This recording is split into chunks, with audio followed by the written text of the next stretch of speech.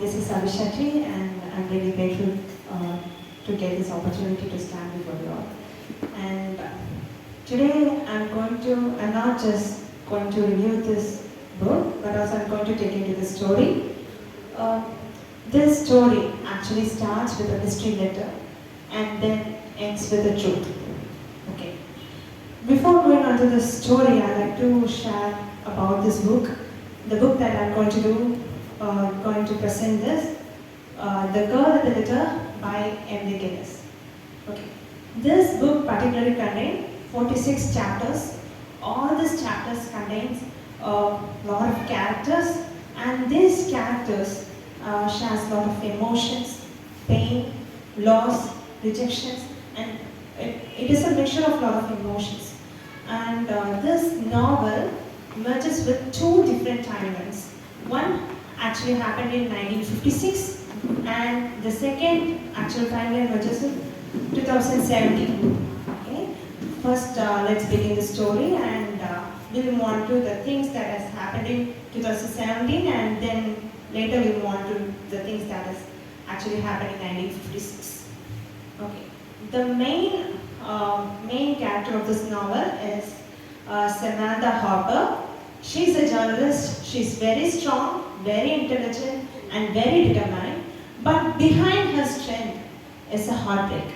Her marriage has fallen apart, and her husband Ben, once who was very loving, very caring, slowly drifted away, and she is now living with her 4-year-old daughter Emma.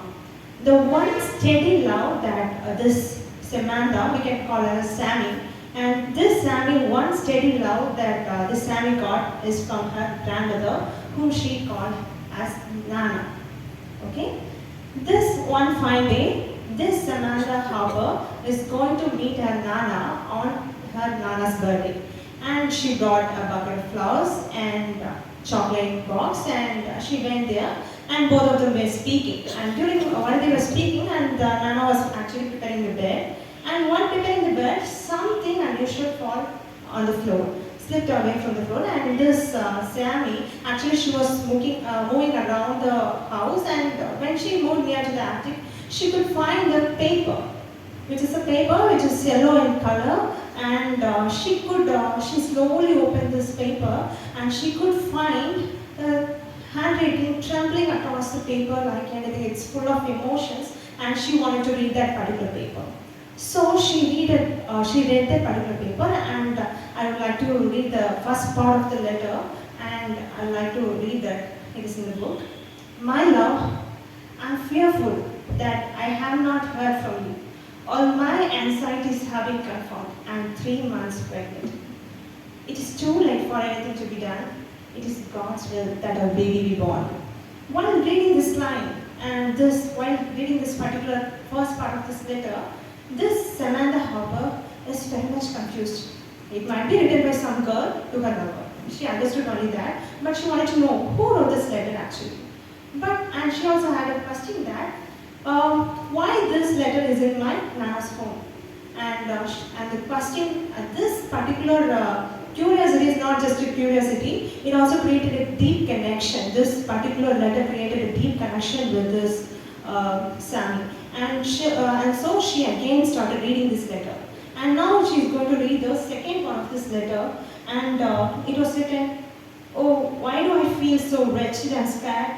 Where are you? Do you not love me anymore?" And while reading this second part of this letter, she could again feel the pain.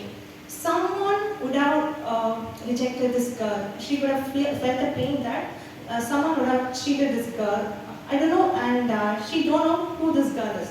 And again she started reading this letter, and now she read the final part of this letter. It was written that Dr. Jacobson is going to speak to Father Benjamin at church on Sunday about sending me away soon, and sending me away to St. Margaret's.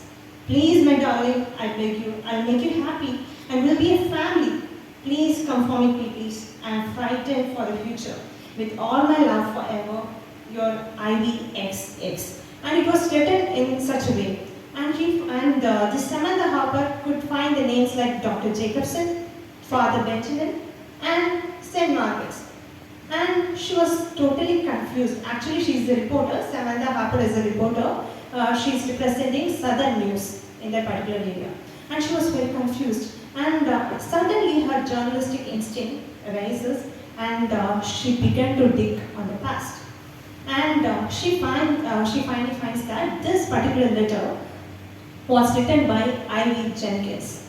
And while thinking about this letter and St. Margaret's, the story slowly shifts into 1956. And this letter was written in September 12, 1956.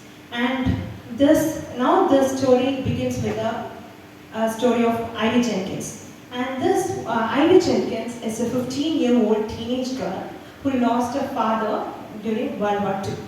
And this girl was in love with a teenage boy called Alistair, and both of them were in love, and she got pregnant. And during those days, what they do is, if the girl gets pregnant before marriage, they would send her out of the streets. The three things might have happened. They would either send her out of the streets, or they would ask the boy whether he is ready to marry her or not, or else they would send to St. Margaret's. It's a home for unmarried women and children. And finally, what happened is, this I.V. Jenkins' mother, who lost her husband, married her husband's brother.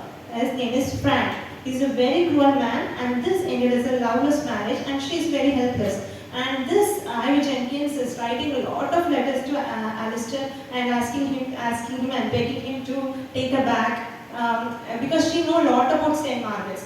What will happen in St. Margaret's means they have to pay £100. When they go into their home, they have to pay £100.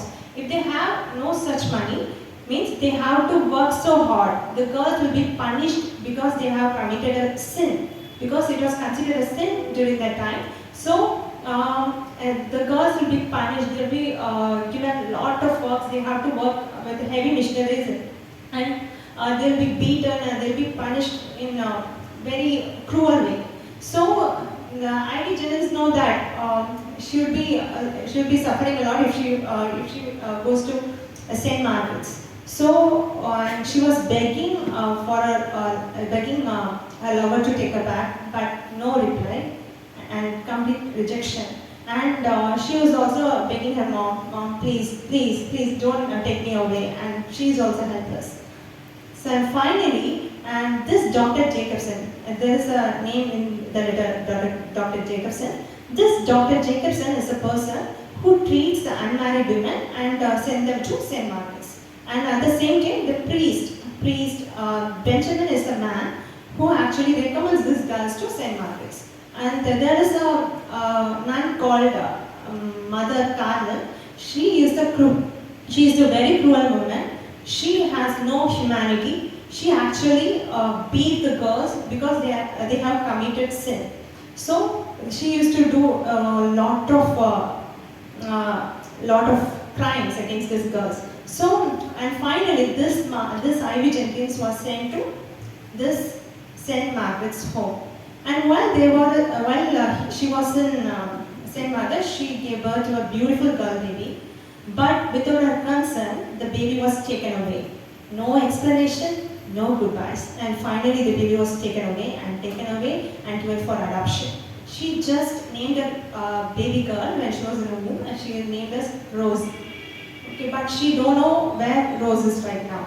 And finally, what happened is, this I.V. Jenkins lost all her hope because she got rejected from her lover. Her own mother rejected her. Her own uncle rejected her. Now her only hope, her baby, was also taken away. And finally, she lost all her hope. And now what happened is, she meets a 8-year-old girl. Her name is known as Elvira Cannons. Okay, this Elvira Cannons is also rejected by her. She was also born in St. Margaret's out of wedlock. She had an identical twin sister. Her name is Kitty Cannon. Okay, the Kitty Cannon was adopted by a very good family, but this Elvira Cannon was rejected by her own parents. So this Elvira Cannon is also treated by the nuns in the St. Margaret's, and they were again, they were meeting, Ivy and Elvira Cannons, they were both meeting at the same place.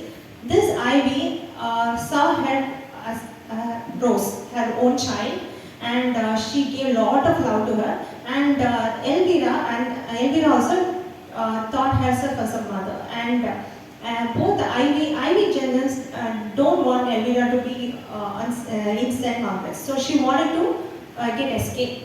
So what she did is, she wrote a beautiful plan, direction. She told Elvira, I have written a beautiful plan and you have to escape. Without turning back, you have to escape. So Elvira followed the plan, and Ivy stole the keys of the entrance from Mother Carlin, and she gave it to Elvira. And while she was escaping, the nuns found that Elvira is missing. So she was escaping and the nuns were following her, they were chasing her. Well, she ran without turning back. And while they were moving, now Kitty Cannon, who is Kitty Cannon? Kitty Cannon is the identical twin sister of Elvira Cannon. She is coming there. Okay, and Elvira, without turning back, she just went, and the nuns found that Kitty as Elvira. They dragged her, they put her to death. They dragged her and they begged her and put her to death. They thought that Kitty is Elvira and Elvira escaped. And they found that Ivy Jennings is the reason for Elvira's escape. So they also punched her on her face. They put her to, they punished her in a very bad way. And by losing all her hopes, and Ivy made a wrong decision. Even though she's very intelligent, she made a wrong decision. She committed suicide. And this story is going in such a way. Now Samantha Harper, she's a journalist and reporter, right? She wanted to collect, as a reporter, she wanted to collect a lot of information about this. So she searching a lot of documents about church adoption, and she finds that all this who are involved in the adoption, this church girls, St. Margaret's girls, were put to death. She could find that priest Benjamin, in 2016, she could find in the newspaper that the remains of the priest Benjamin, who was once missing, is found near the church. And similarly, she could find that Alistair, who is the lover of Ivy Jenkins, was also dead. And she also finds that Mother Colin is also put to death. And similarly, all those characters who were involved in the treatment of those Margarets and Margaret's girls were put to death. And she was thinking, and she wanted to connect everything. And she wanted to write an article about it. And somehow she finds that all this connected to Elvira, because Elvira is missing, right? And finally, people in 2017, there is during 2000s, there is a great TV show is going on, and in that TV show, the name of the host is Kitty Cannons. Actually, she is not Kitty Cannons, she is Elvira Cannons. This Elvira Cannons is the reason for killing all those people who are involved in the crime of ill-treatment of St. Margaret's. Okay, but what happened is, this while escaping, this Elvira found everything. She had a strong hatred towards these nuns and priests, because she found that she couldn't even protect her own sister. She couldn't tolerate the tragic death of Ivy Jenkins. In such a way, she moves on. She becomes a serial killer, but to the outsider, she's a famous host of a talk show. But in such a way, the story moves on.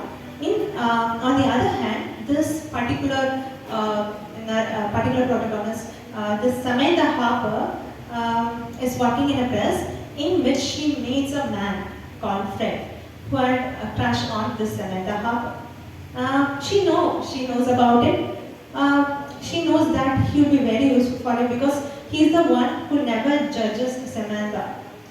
He is there for her for every time. So she believed that Fred would be right for her. And finally, she finds that the letter, and she wants to know where actually the rose is. And finally, she prepared an article and finds that the rose is her Nana. Okay, the rose is a nana. I want you to read the book to find how this Samantha found Rose is her nana, and what happened to this Elvira Cannons during this period. While reading this novel, I can find that everything. While reading this novel, I can find that this book full of. This book does not encourage wrongdoing, but it also not encourage wrong choices also. It is about everyone does mistakes. Everyone does mistakes, but humanity, it does matters a lot. What if this girls, young girls in St. Margaret's, have given a chance, even though they did a mistake, given a chance to move on, and instead of condemnation, they should have been given love, so that all this deaths and revenge would not have been happened, right? Okay, this particular book tells us that both Ivy Jenkins and Samantha Hoppen has the same emotional stability, because both are abandoned by their own spouses. Both are abandoned, but Samantha took the choice of responsibility. On the other hand, Ivy chose the wrong path. She chose to end herself. Okay, this book also reminds us that some letters are unread, some letters are unheard, and some letters are unseen also. But the truth has patience, it also waits. Because I love this famous quote from the Bible. It says that love covers multitude of sins. Even though forgiveness does not change the past, it could transform the person. So, I want every one of you to read this book, The Girl in the Letter, and find the mystery in this book. That's all. Thank you.